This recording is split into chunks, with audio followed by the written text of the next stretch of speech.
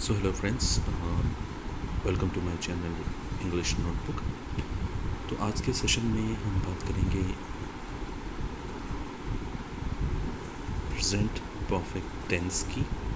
इससे पहले हमने प्रेजेंट कॉन्टिन्यूस ख़त्म किया था। आज हम बात करेंगे प्रेजेंट परफेक्ट टेंस की। ठीक है, तो जब बात आती है प्रेजेंट परफेक्ट टेंस के स्ट्रक्चर की, तो स्ट्रक्चर होता है सब्जेक्ट प्लस हैज़ या हैव में से कोई एक प्लस V3 प्लस प्रेडिकेट।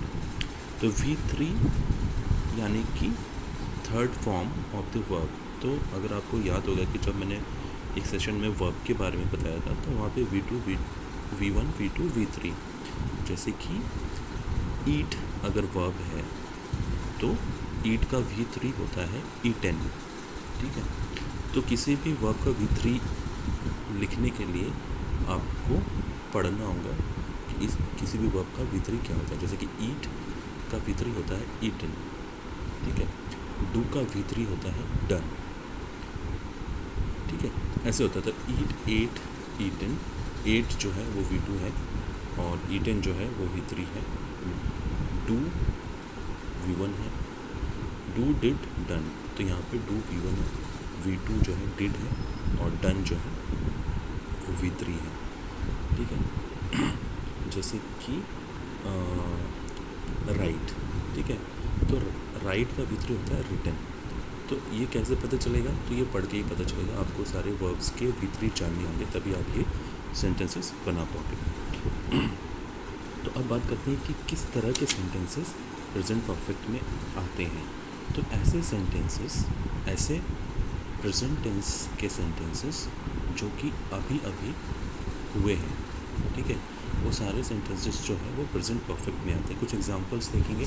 जैसे कि पहला है मैंने खाना खा लिया है। ठीक है, एक और सेंटेंस है सीमा ने होमवर्क कर लिया है।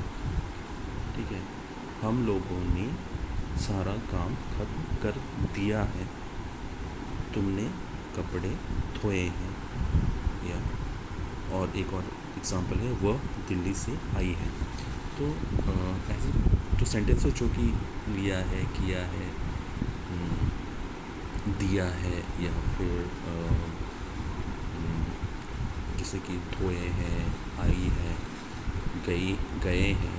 ठीक है, तो इस तरह के सेंटेंसेस जो हैं वो प्रेजेंट परफेक्ट में आते हैं। माने ऐसे सेंटेंस, ऐसी क्रिया जो अभी अभी हुई है, ठीक है, तो उसको प्रेजेंट परफेक्ट में डालते हैं। ठीक है, तो इन सारे सेंटेंसेस का ट्रांसलेशन करने से पहले हम ये जानेंगे कि हैज़ और हैव में से कोई यूज़ करना होगा स्ट्रक्चर में, तो हैज़ कब यूज़ करना है और हैव कब यूज़ करना है। तो नंबर 1 हैज़। ठीक है, तो हैज़ किसके साथ यूज़ होता है? ही के साथ, शी के साथ, इट के साथ। ठीक है, ही, शी, इट के साथ हैज़ यूज़ होता है। और किसी भी सिंगुलर, किसी भी एक वचन के साथ हैज़ यूज़ होता है। इसके अलावा किसी भी नाम के साथ हैज़ यूज़ होता है। जैसे कि राहुल हैज़, ठीक है, सीमा हैज़,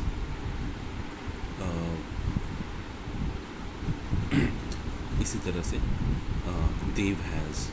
तो इस तरह से किसी भी नाम के साथ हैज़ लगेगा। ठीक है, किसी भी सिंगुलर, किसी भी एक वचन के साथ हैज़ लगेगा। नेक्स्ट हैव कहाँ यूज़ होगा? तो हैव जो है आई के साथ हमेशा हैव यूज़ होगा। ठीक है, आई हैज़ कभी नहीं होता है, आई हैव बोलना होगा। सिमिलरली यू के साथ हमेशा हैव लगेगा। यू हैज़ कभी नहीं होता है, यू हैव लगेगा। एंड देन वी के साथ भी हैव लगेगा, दे के साथ भी हैव लगेगा, और किसी भी प्लूरल यानी किसी भी बहुवचन के साथ हैव लगेगा। ठीक है, जहाँ पे एक से ज़्यादा चीज़ें होती हैं उसे प्लूरल कहते हैं, बहुवचन कहते हैं। ठीक है, तो किसी भी प्लूरल सब्जेक्ट के लिए हैव लगेगा। ठीक है, तो अब हमें पता जब चल गया कि हैज़ और हैव कहाँ यूज़ करना है, तो आइए जो सेंटेंसेस हैं उनका ट्रांसलेशन करते हैं। तो पहला सेंटेंस है मैंने खाना खा लिया है, या फिर इसको ऐसे भी बोलते हैं, कोई कुछ लोग ऐसे भी बोलते हैं कि मैंने खाना खाया है। तो वो भी वो भी चलेगा और ये भी चलेगा। मैंने खाना खा लिया है और मैंने खाना खाया है, ठीक है। तो मैंने का इंग्लिश होगा आई, और आई के लिए मैंने यहाँ पे क्लियरली बोल दिया कि आई के साथ हैव यूज़ होगा।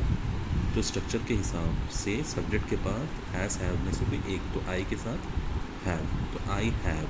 उसके बाद यहाँ पे वर्ब क्या है, खाना, मतलब खा लिया है, ठीक है, या फिर खाया है। तो खा लिया है या फिर खाया है, ये यहाँ पे वर्ब है, ठीक है। तो उसका इंग्लिश क्या होता है, ईट, और ईट का V3 होता है ईटन। तो आई हैव ईटन, उसके बाद जो प्रेडिकेट है वो है खाना, food, I have eaten food. Next,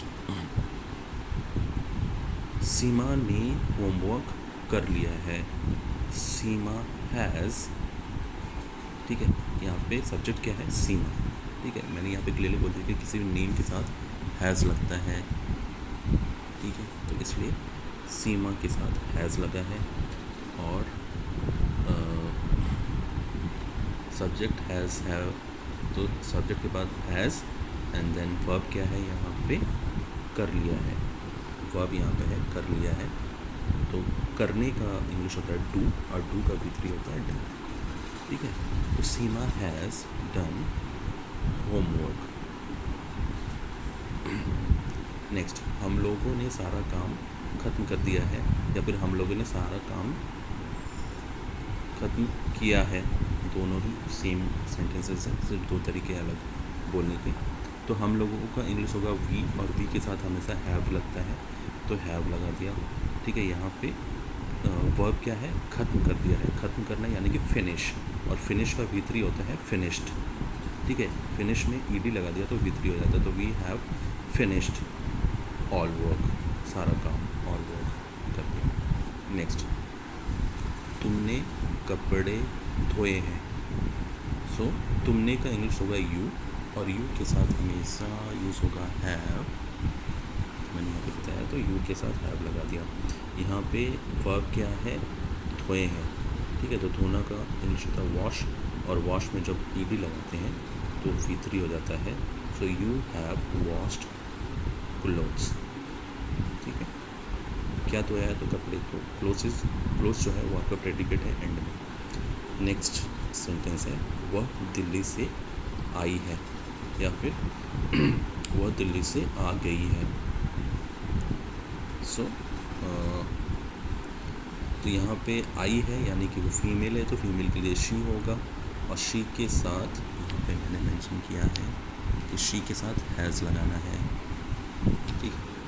तो शी हैज़ कम, आई है यानी कि आना, आना का इंग्लिश होता है कम, और कम का V3 कम ही होता है, ठीक है।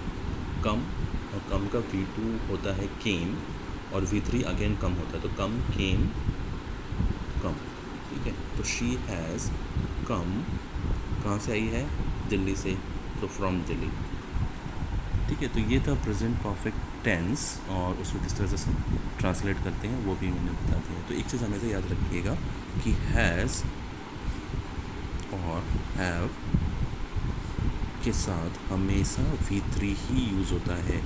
आप कभी भी कोई सेंटेंस बनाएंगे, अगर आपके सेंटेंस में हैज़ हैव है, तो उसके बाद जो वर्ब होगा वो हमेशा V3 ही होगा। ये एक रूल है इंग्लिश में। So that's it. I hope, माफ कीजिए मेरे कैमरे का फोकस चला जा रहा है।